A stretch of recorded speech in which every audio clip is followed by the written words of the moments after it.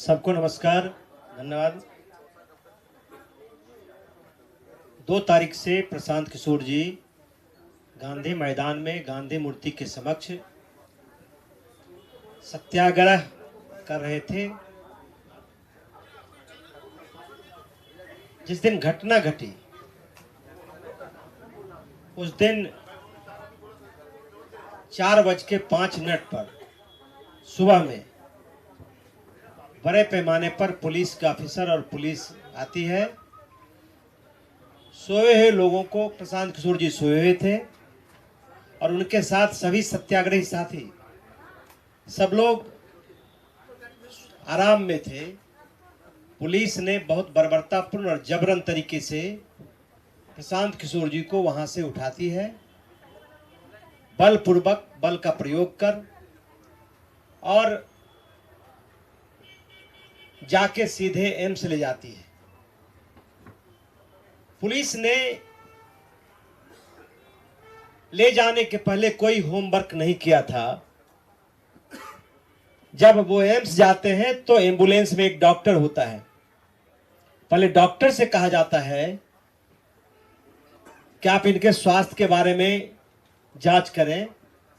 AIIMS जब वो पहुंचते हैं तो लगातार एम्स प्रशासन पर, पुलिस प्रशासन और सरकार के लोग दबाव डालते हैं कि भाई आप इनको यहां एडमिट कीजिए, लेकिन उनके पास कोई पेपर नहीं है। एम्स प्रशासन ने इनकार कर दिया। फिर जो साथ में डॉक्टर था उन पर दबाव दिया गया कि आप इनका हेल्थ फिटनेस सर्टिफिकेट दीजिए, आप लिख दीजिए। तो उन्होंने भी कहा कि मैं ये नहीं लिख सकता हूं बगैर जांच का। प्रशांत किशोर जी से कहा गया कि अब आपको यहां नहीं, यहां से पीएमसीएच या एनएमसीएच ले जाएंगे, लेकिन सरकार ने वहां से उनको फतवा लेके चला गया।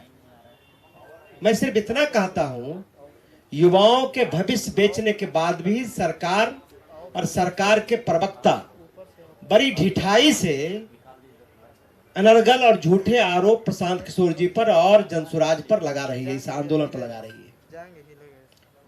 सरकार को बताना चाहिए कि आप पटना में अस्पताल की कमी हो गई, पीएमसीएच, आईजीएमएस, एनएमसीएच से बड़ा अस्पताल क्या फतवा में है? तो इस तरह से झूठ के बुनियाद पर किसी के चरित्र को और आंदोलन को बदनाम करना, ये ढिठाई से भी ज्यादा है और इसकी जितना निंदा की जाए ये कम होगा। जिस आंदोलन के बारे में जो छात्रों के भविष्य को बेचा गया है, करोड़ों, 1000 करोड़ रुपया से ज्यादा का जो सौदा हुआ है, उस पर सरकार का जुबान नहीं खुलता है। सरकार की जुबान सिर्फ व्यक्तिगत आरोपों में खुलती है। कभी भी नीरज कुमार जी हो या सरकार के प्रवक्ता हो, एक बार भी छात्र हित में ये नहीं कहती है।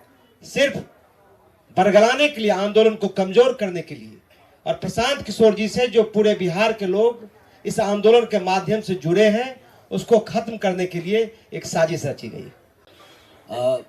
ये उस दिन जब घटना हुई वहां पे गांधी मैदान से लेके जाया गया है, तो मैं वहां पे स्थल पे नहीं था। मुझे पता चला तो मैंने, तब ये भी नहीं पता चल रहा था कि लेके कहाँ जा रहे थे। मैक्सिमम मैंने जिसको फोन लगा सब बोले पता नहीं भैया कहाँ लेके गए, एम्बुलेंस में लेके गए, कहाँ लेके गए, हम लोग यहाँ देख रहे हैं, वहां देख रहे हैं, किसी को नहीं पता था। तो किन्हीं कारणों से कैसे भी करके मैंने अपने तरीके से उसको पता लगाया कि वो एम्स की तरफ जा रहे हैं। मैं वहां से तुरंत निकला। इनके एम्स पहुंचने के 15-20 मिनट में पीछे मैं भी वहां पहुंचा। जब पहुंचा तो पहले रोका गया, भाई कहाँ जा रहे हैं, क्यों जा रहे हैं? तो मैंने कहा भाई हॉस्पिटल जाने भी नहीं देंगे, क्या हो गया? तो नहीं सर हम तो आपको जानते हैं, अब तो इसलिए रोक रहे हैं क्योंकि पहचान गए हमको। तो मैंने कहा बिल्कुल हम मिल सकते हैं। आपने क्या किया? आपने किसी को खबर नहीं है कि आदमी गया कहाँ? आप हवा में उड़ा लेंगे, किडनैप कर लिया, किया क्या आखिर उसका? मुझे पता होना चाहिए। तब तक एक हमारे डीआईजी साहब अंदर थे, वो आए, बोले हाँ हाँ आने दीजिए, इनको आने दीजिए। मैं अंदर पहुंचा। वहां पे जाके जब वहां देखता हूं तो बहुत सारे ऑफिसर थे। ये एक बहुत इंपॉर्टेंट बात आप सबको बता रहा हूं, ये डीजीपी साहब से रिक्वेस्ट करूंगा इस बात का संज्ञान ले। एक आदमी का रैंक नहीं दिख रहा था, कौन कौन से ऑफिसर हैं, किसी का नेम प्लेट नहीं था। डीके बासु गाइडलाइंस बोल के कुछ है धरती पर। ये डीके बासु, मैं खुद ऑफिसर रहा हूं, मैं जानता हूं कि आप अरेस्ट, डिटेंशन, ये सब जो प्रोसीजर्स का तरीका होता है, इतनी अनप्रोफेशनल पुलिस, मैं मतलब धरती पे नहीं सोच सकता हूं कि भारत में आज भी ये सही में, ये बिहार का वो जो गाना था, ये बिहार में ठोक दे कट्टा कपार में, यही पुलिस कर रही है। इतनी अनप्रोफेशनल। मैं रैंक क्या है, नाम क्या है, कौन है, किसी को नहीं पता। ये तो बैंड ऑफ कौन है, हमको क्या पता, कोई बहरूपिया हो, कोई गुंडे हो, ये सच में पुलिस थी या नहीं, एक बंदे का नहीं दिख रहा था। आधे से ज्यादा ने कैप नहीं पहना था। बिहार पुलिस भी है कि नहीं पता नहीं, अब है कौन। तो वहां मैं सबसे पूछ रहा, भैया आप कौन है, क्या है, हाँ बताया जाएगा। वहां पे आते हैं, रूम में बैठा था, आके कहते हैं आपको मेडिकल टेस्ट करना होगा। प्रशांत जी पूछ रहे हैं किस केस में लाए हैं मेरे को, बताया जाएगा। अरे व्हाट इज बताया जाएगा, आपके कुछ नेचुरल राइट्स, फंडामेंटल राइट्स है ना, आपको पता तो होना चाहिए आप डिटेन हुए हैं, आपने मुझे अरेस्ट किया है, बताया जाएगा। तो बोले जब आपको ही नहीं पता आपने मेरे साथ किया क्या, आप कैसे भाई, आप पता नहीं, आप मुझे इंजेक्शन के नाम पे जहर दे देंगे तो कौन जानता है। इतनी दुश्मनी जब दिखा रहे, आप जहर भोग देंगे मेरे अंदर और फिर कहेंगे किसी कारण से मर गया ये आदमी, तो ये रिस्क होता है ना। तो वो आदमी कैसे बोल दे कि हाँ आप मेरे शरीर के संग आप चेकिंग करिए, कुछ भी करिए, आप प्रिक करिए, कौन जानता है उस नीडल में क्या लगा के प्रिक करेंगे। तो ये सब का गारंटी आप कैसे, आप उस आदमी पे भरोसा कर सकते हैं जो कि अपना आइडेंटिटी डिस्क्लोज करने को तैयार नहीं कि वो है कौन जिसने डिटेन किया है। हमें क्या पता बिहार पुलिस है कोई और है। तो ऐसे सिचुएशन पे ये प्रशांत जी कहते हैं कि भैया आप हमको पहले बताइए कि हमको लाए क्यों है, आप कौन से केस में लाए हैं, कोई पुराना केस है, नया केस है, केस का नंबर बताइए, आप हमारे चार्जेस बताइए, कहां लेके जाएंगे यहां से ये बताइए, मुझे इन्फॉर्म तो करिए किसी को कि भाई हम कहां पे हैं।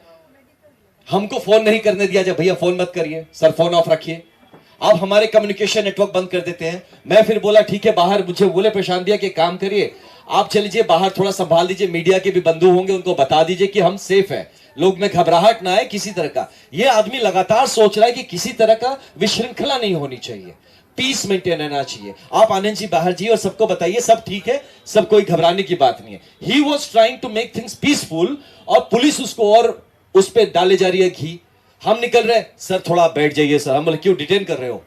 नहीं सर आप थोड़ा रुक जाइए, कोई सीनियर अधिकारी आ रहे हैं। मुझे पता है पुलिसिया तरीका है रोकने का, मैं अब उसको धकेल धकेल के तो जा नहीं सकता। मैं उससे पूछ रहा हूं अच्छा आप कौन है, सर बता देंगे सर, आप थोड़ा सा बैठ जाइए। ये सोचिए, ऐसे डीजीपी सर से मैं रिक्वेस्ट करता हूं, है ना, आपका एक जूनियर हूं मैं, आपसे रिक्वेस्ट करता हूं कम से कम बेसिक गाइडलाइन सिखाइए। ये बड़े बड़े गया मैं पुलिस अकेडमी बनाने से नहीं होता जहां आप डीके बासु गाइडलाइंस नहीं फॉलो करते हैं, और इतने बड़े हाई प्रोफाइल चीज में जहां प्रशांत किशोर जैसे एक व्यक्तित्व को आप डिटेन कर रहे हैं, अरेस्ट कर रहे हैं, साथ में खुल खुल के बड़े बड़े ऑफिसर आके बड़े बड़े होकर चौड़े होकर कह रहे हैं 44 आदमी को डिटेन किया।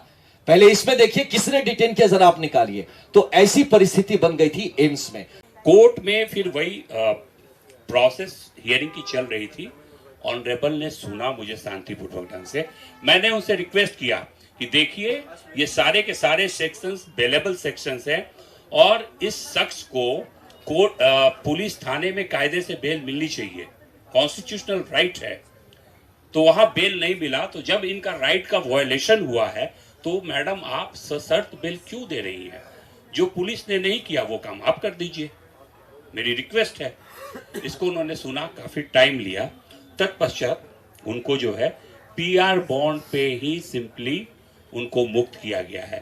अब मैं आप लोगों को बता दूं कि पीआर बॉन्ड जो है वो बेसिकली पर्सनल रिकॉग्निजेंस बॉन्ड कहते हैं उसको, और पर्सनल रिकॉग्निजेंस बॉन्ड में भी शर्त रहता है भैया, कोर्ट चाहे तो शर्त लगा सकता है।